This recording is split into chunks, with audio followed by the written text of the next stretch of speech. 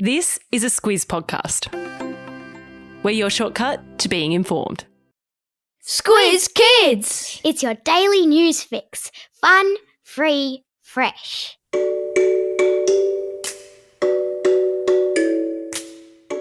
Hello and welcome to Squiz Kids Today, your fresh take on what's happening in the world around you. I'm Bryce Corbett. It's Tuesday, November 22. In Squiz Kids Today, summer takes a rain check. Scrabble green lights slang.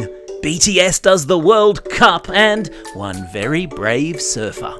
That's what's making news, kids style. The lowdown.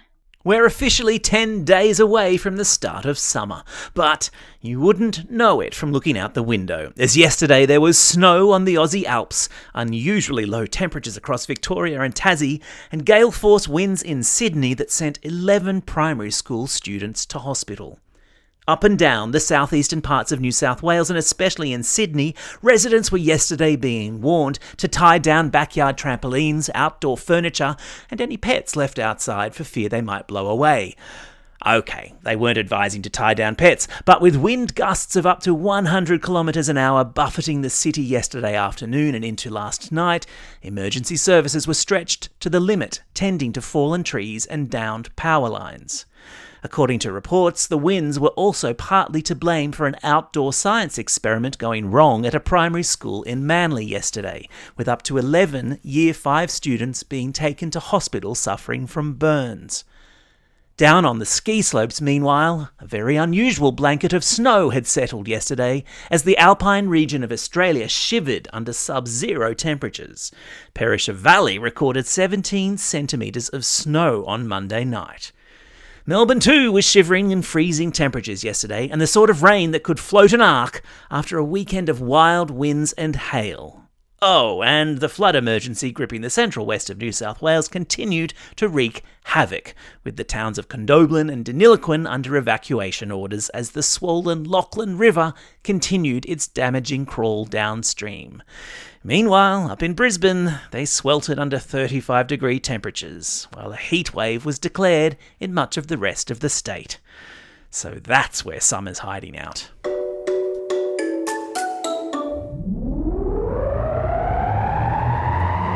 Spin the globe.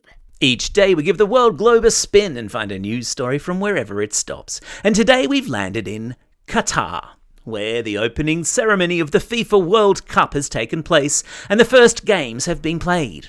BTS band member Jungkook entertained a capacity crowd, and a parade of mascots from previous World Cups took place before the Qatar World Cup mascot, Laib, who is an animated Arab headdress, or gutra, floated above the stadium. The FIFA boss, who made the world's most unusual speech 2 days ago, was happily silent at the opening ceremony. But one suspects he'll have plenty to say as the tournament unfolds, as yet another controversy was brewing yesterday. Many of the European teams, including England, Germany and Denmark, have indicated that they plan to take to the field wearing armbands with the rainbow flag and the words One Love written on them, in support of the LGBTQ community in Qatar, where same-sex marriage and homosexuality is illegal. FIFA yesterday banned that armband from being worn, so watch this space.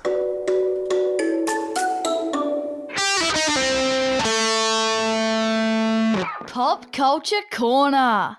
The board game Scrabble just got a whole lot cooler, with the addition of a whole bunch of new words to the official Scrabble dictionary. 500 new words to be exact. From today, if you're playing Scrabble, you can spell out the words sitch for situation, convo instead of conversation, and even play the word adulting as a verb. My favourite is atting, used as a verb, as in, please don't at me in your Insta post. Nice. There's new slang that's also allowed too on the Scrabble board, including adorbs for adorable, am I right, which is self-explanatory, and bay, which loosely translates to babe. Faux hawk has also been added, which is good for those of you with the haircut of the season. I wonder if they also accept mullet, because there's plenty of those doing the rounds on my son's rugby team. And in actual gaming news that will probably excite you even more, the PlayStation Store is bracing itself for a storm of sales after discounting heaps of your favourite games for the upcoming Black Friday sales. Which means it's even cheaper to get your favourite games. Oh dear, your parents will be so pleased.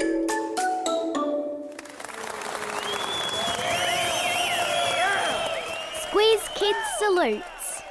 And it's a giant wave-sized salute today to Matt Fromston, an Aussie dad and keen surfer who, as we speak, is in the Portuguese town of Nazare about to tackle the biggest surf in the world. Nazare, in the country of Portugal, is renowned around the world for the massive waves that hammer its coastline at this time of the year. We're talking waves that measure up to 80 feet, or 25 metres high. That's like 2 semi-trailer trucks, end to end. Enough to make your tummy feel a little bit sick if you're at the top of one of them. I've stuck videos of Nazare waves in today's episode notes so you can marvel at how gargantuan they really are. And while surfing one of these waves is a remarkable feat for anybody, what makes Matt a special case is that he is legally blind, and has been since the age of 5. And he'll be riding one of those enormous waves using his other senses and relying on his team to direct him safely down the wave. Amazing. Matt has already won 3 world titles in surfing and 1 in paracycling, so he's no stranger to being amazing. I stuck video of him surfing in today's episode notes, and we'll be sure to bring you the video of him actually surfing Nazare once he's done it. Good luck, Matt. We're all barracking for you.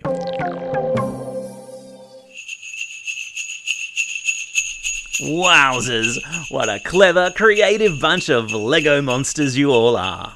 Last week we launched our Christmas charity campaign, Build to Give, in association with our good friends at Lego. For every Lego build that a Squiz Kid creates and shares on Instagram, tagging @SquizKids and using the hashtag #BuildToGive, the good people of Lego will donate a Lego set to a family in need this Christmas. I know, cool, huh? So, the call out went out last week and already we've been flooded with amazing Lego builds, some of which we've been sharing on our Instagram page. I have to say, my favourite so far is the Lego version of Squizzy the Newshound, the dinosaur, the pair of lovebirds, and the awesome slow-mo video posted of a Squiz Kid building a Lego Friends set. You can see them all on our Instagram account, @SquizKids. It's all being done to support the UNHCR, which helps refugee families in Australia and around the world.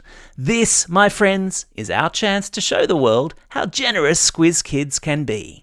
Build as many things as you like. Share them on your parents' Instagram account, tagging @SquizKids with the hashtag #BuildToGive, and on December 9, we'll add up all the builds you've done and reveal the number of Lego sets that will be given to families in need this Christmas. Because nothing is better than giving at Christmas time. I've stuck details about the Build to Give campaign in today's episode notes, so don't just sit there, get building already. Time for the quiz. This is the part of the podcast where you get to test how well you've been listening. Question number 1. In which country is Nazare, where Aussie surfer Matt Fromston is going to tackle some mega waves? Yeah, that's right, it's in Portugal. Question number 2. The FIFA World Cup opening ceremony featured pop singer Jungkook from which mega popular boy band? Yeah, of course, he's from BTS. Question number 3. Which popular board game has just added a whole bunch of cool new words? Yeah, it's Scrabble.